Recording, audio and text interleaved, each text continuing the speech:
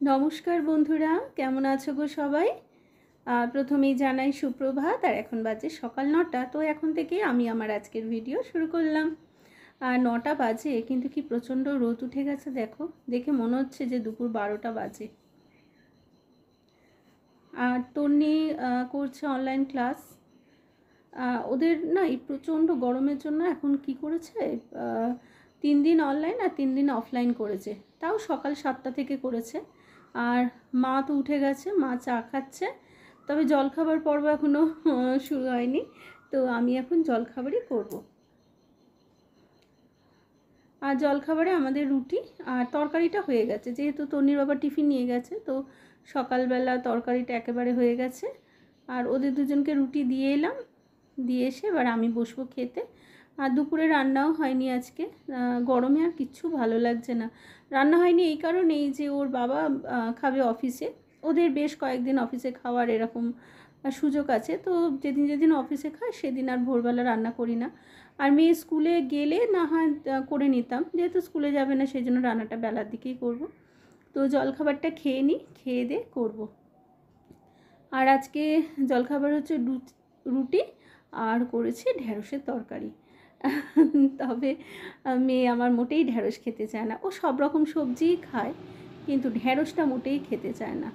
তো ওকে একটু ডিম ভেজে দিয়েছিলাম, আর দিয়ে কড়াতে তেলটা রয়েই গেছে। আমরা সবাই ঢ্যাঁড়স দিয়েই খেয়েছি, ওকে ডিম ভেজে দিয়েছিলাম। একটা গ্যাসে ভাত বসিয়ে দিয়েছি, আর কড়াইতে করবো একটু কলমি শাক। আর এই যে একটু রসুন থেতো করছি। এতটা দেবো না কলমি শাকে, কিছুটা মাছে দেবো আর কিছুটা আজকে করবো একটু বরবটি ভর্তা। তো সেখানেও দেবো, একেবারে করে নিচ্ছি। আর এই কটা রসুন না মিক্সির জন্য, মানে এই কটা রসুন বাটার জন্য আর মিক্সি বার করিনি, হামানদিস্তাতেই করে নিচ্ছি। আর শিলে তো আমাদের শিলে সব রকমই বাটি, বাট পেঁয়াজ রসুনটা বাটা হয় না, কারণ লক্ষ্মী পুজোর সময় ওই শিলটাই ব্যবহার করা হয়, মানে যে নারকেলের ছাপা করি না, তো ওই শিলটাই ব্যবহার করা হয় বলে ওই শিলে আর পেঁয়াজ রসুন কিছু বাটি না। তো কলমি শাক করার জন্য একটু পেঁয়াজ ফোড়ন দিলাম, পেঁয়াজ না, রসুন আর কাঁচা লঙ্কা ফোড়ন দিলাম। কলমি শাকে একটু রসুন ফোড়ন দিলে খুব সুন্দর গন্ধ লাগে। আমার কলমি শাকটা খেতেও খুব ভালো লাগে। কলমি শাক, পাট শাক এগুলো আমার খুব ফেভারিট। আর সত্যি কথা বলতে কি, আমি মাছ মাংসের থেকে একটু শাক পাতাটাই বেশি ভালোবাসি। কলমি শাকটা করে নিই, তারপরে করব বরবটি। আর বরবটিটা সেদ্ধ করতে হতে আমি ততক্ষণে একটু ঘরটরগুলো মুছে আসবো। গরমে না একটু কাজ করেই ক্লান্ত হয়ে যাচ্ছি। আর ভয়ের চোটে ছাদেই উঠতে ইচ্ছা করে না, একেবারে সব জামা কাপড় কেচে একেবারে নিয়ে আমি ছাদে যাই। যে কারণে সকাল থেকে জামা কাপড় কিছু ধোয়া হয়ে গেছে, কিন্তু এখনও নিয়ে যাইনি। এ দেখো হয়ে গেছে শাকটা, কতটা শাক করলাম দেখো কইটুকু হয়ে গেল। তো যাই হোক, আমরা তো বাড়ি 3 জন, এইটুকুতেই হয়ে যাবে। আর এবার কড়াই একটু জল দিয়েছি, করব একটু বরবটিটা সেদ্ধ করে নেব। আমি কয়েকদিন আগে একটা ভিডিওতে বরবটি ভর্তা দেখিয়েছিলাম ডিটেলসে, ওই কারণে আজকে আর ডিটেলসে দেখালাম না। এটা সেদ্ধ করতে দিই, এটা সেদ্ধ হতে হতে আমি যাই ঘরটা মুছে আসি। আর মেয়ে স্কুল শেষ হবে 11টা, তবে এখনও 11টা বাজেনি। মা চলে গেছে স্নানে। এর মধ্যে অল্প একটু নুন দিয়ে দিচ্ছি।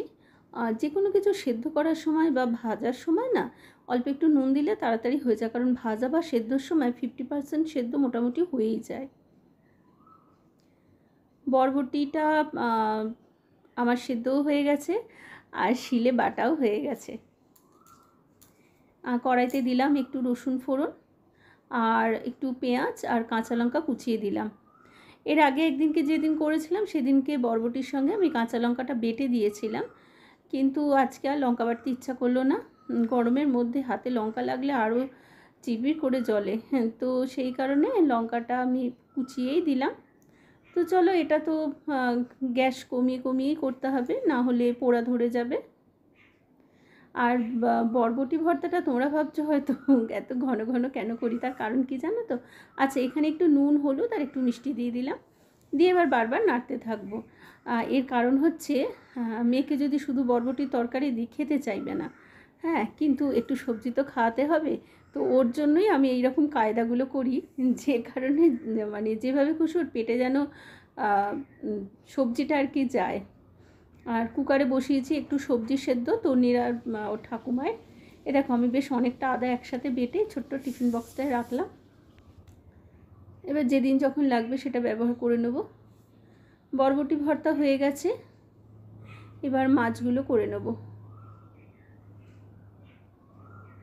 আর এর মধ্যে কড়াইতে দিলাম একটু জিরে ফোড়ন, আর আলু, পেঁয়াজ, কাঁচা লঙ্কা সব একসাথে দিয়ে দিলাম। আর একটু এর মধ্যে আদা বাটা দিয়ে আর গুঁড়ো মশলাগুলো দিয়ে কষিয়ে ঝোল করে নেব, মাছের ঝোল।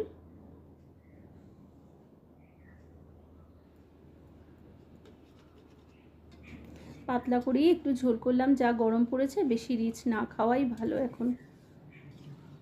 আর এখন আমি ঘরে একটু টক দই পাচ্ছি রোজ, এখন গরমে টক দইটা খুবই উপকারী। আর মাঝে মাঝে একটু লস্যিও বানাই। মেয়েকে টক দই দাও বা লস্যি যা দাও ও খেয়ে নেবে। আমি আবার মাঝে মাঝে দই দিয়ে একটু ভাতও খাই, খুবই ভালো লাগে, তবে ও খেতে চায় না অতটা। ও আবার বলে মা তুমি বাটি করে আলাদা দাও, আলাদা খাবো। তো চলো, মাছের ঝোল হয়ে গেছে, আর তার সাথে সাথে পুরো রান্নাঘরের কাজও কমপ্লিট। এবার রান্নাঘরটা পরিষ্কার করে নিই। আর অলরেডি অনেকটাই বেজে গেছে, তো ওকে, তনিকে আর ঠাকুমাকে আগে খেতে দিয়ে দিই, ওরা খেতে থাক, ততক্ষণ আমি স্নানটা সেরে আসি। দেখো মাকে অলরেডি আমি ভাত দিয়ে বসিয়েও দিয়েছি, মাছের ঝোলটা দেওয়া হয়নি।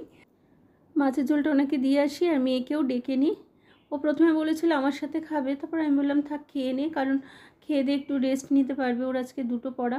এই যে দেখো, যেই খাবারের গন্ধ পেয়েছে ওর বাচ্চাদের কাছ থেকে চলে এসেছে। দেখো আমি ডাকছি আর আমার সাথে সাথে চলে যাচ্ছে। কেন ডাকলাম বলো তো? মাকে না খেতে দেয় না, বিছানায় উঠে গিয়ে মায়ের টেবিলের সামনে সমানে মাকে ডিস্টার্ব করে। আর মেয়ে স্নান টান করে উঠে একটু পড়তে বসেছিল, তো ওকে ওকে বললাম যে তুই খেয়ে নে, কারণ ওর বিকেল থেকে পড়া আছে, দুপুরে একটু ঘুমিয়ে আবার দুটো পরপর পড়া, তো ঘুমালে শরীরটা একটু রেস্ট হবে। এই দেখো এর কাণ্ড দেখো, আমি যেদিকে যাচ্ছি সেই দিকেই যাচ্ছে, ভাবছে ওদের খেতে দিচ্ছে, আমাকে তো দিচ্ছে না। অবস্থা দেখো এর, যেদিকে আমি যাচ্ছি সেই দিকেই যাচ্ছে। তো চলো দেখো আমার রান্নাঘরও পরিষ্কার হয়ে গেছে। বাইরে রোদ দেখলে মানে কি বলবো, একে তো রান্নাঘরে গরম, এই রোদ দিকে যেন আরও বেশি গরম লেগে যাচ্ছে। বাসন কোসনও মাজা হয়ে গেছে। তনি এখানে খাচ্ছে, ও খেতে থাক, আমি যাই স্নানে, এসে তারপর আমি খাবো। শুভ সন্ধ্যা, এখন বাজে 7:30। আর আপাতত মঙ্গলবারটা আমার অফ আছে, এখন কোনো টিউশন নেই। আর তন্নির বাবা এসে গেছে অফিস থেকে, তাও আমি এসেছি আজকে মেয়েকে নিতে। মেয়ের এখন একটা জায়গায় টিউশন পড়ছে, এই যে ছুটিও হয়ে গেছে। এবার কিন্তু এখন বাড়ি যাব না, কারণ ওর আরেকটা পড়া আছে, তো এখান থেকে ওই যেখানে আরেকটা পড়া সেখানে নিয়ে যাব। আর আমি নিয়ে যাচ্ছি আজকে এই কারণে, কারণ আমাদের যেখানে ও এখন যাচ্ছে ইংলিশ পড়তে, দুটো রাস্তা যাওয়া যায়, একটা গঙ্গাধারের দিক দিয়ে, ওই রাস্তা দিয়ে নিয়ে যাওয়া হয় ওকে, আর একটা অন্যদিকের রাস্তা। তো সেই রাস্তায় না বাসন্তী পুজো হয়েছে, তো ওকে বললাম চল আমিও একটু ঠাকুরটা দেখবো আর তুইও দেখে নিবি। এই দেখো এখানে আমাদের কাছাকাছি, মানে আমাদের পাড়া তার পরের পাড়াতে। আর এখানে ছোট্ট থেকে দেখে আসছি এখানে বাসন্তী পুজো মানে হয়। ছোটো থেকে বললাম এই কারণে, আমার তো বাপের বাড়ি কাছাকাছি। এই দেখো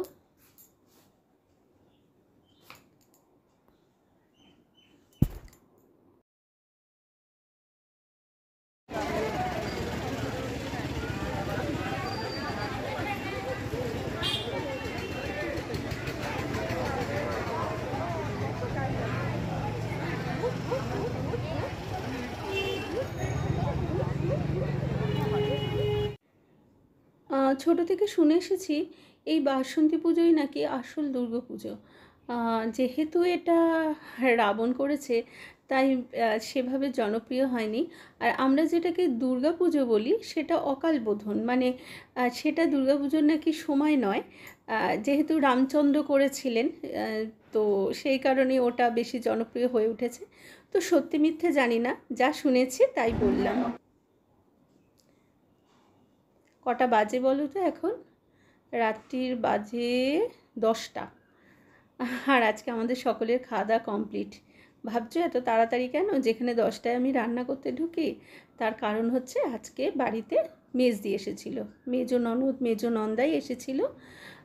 তো আসলে মা গেল ওদের বাড়ি একটু ঘুরতে, মাকে নিয়ে গেল ওরা। মা একটু কদিন ওখানে থাকবে, আর সেই কারণে একটু ফাস্ট ফুড খাবার দাবারও আনা হয়েছিল। তো তন্নি পড়ে এলো, পড়ে আসার পর আমরা সবাই সেই খাবারই খেলাম। তো ওরা চলে গেছে, দিদিরা চলে গেছে মাকে নিয়ে, আর আমরা সবাই সেই সব খাবারও খেলাম। খেয়ে দিয়ে মানে ওই খাবারগুলো ফাস্টফুডগুলোই এতটা রাতে খেলাম যে এরপর কারুর পেটে আর জায়গা নেই। তো সেই কারণে রাতে রান্নাও করতে লাগলো না, রান্নাও ছুটি। কোনোদিন তন্নি এই সময় একটু মানে পড়ে উঠে নাচ প্র্যাকটিস করে। তো আজকে তো পড়ে এসে খাওয়া দাওয়া করেছে, তো পেট ভরে গেছে, আর ভরা পেটে তো নাচ করা যায় না, তাই এদের সাথে খেলতে শুরু করেছে। যত বলছে যা শুলে শুয়ে পড়, বলছে না এত তাড়াতাড়ি শোবো না। তো দেখো যতবার বাচ্চাগুলোকে উপরে তুললাম, ওর মা নিয়ে আসছিলো, তাই জন্য শেষ পর্যন্ত মায়ের কাছেই তার বাচ্চাদের দিয়ে দিলাম। মা থেকে মানে মায়ের থেকে তো আর বাচ্চাদের আলাদা করা উচিত নয়। যাক, নিজের বাচ্চা নিয়ে ওর মা এখন এই বক্সের ভেতর থাক। তো চলো আজকের মতো ভিডিও এখানেই শেষ করি। তোমরা সবাই খুব ভালো থেকো, আর যারা আমার ভিডিও নিয়মিত দেখো তাদের প্রতি জানালাম আমার অনেক ভালোবাসা।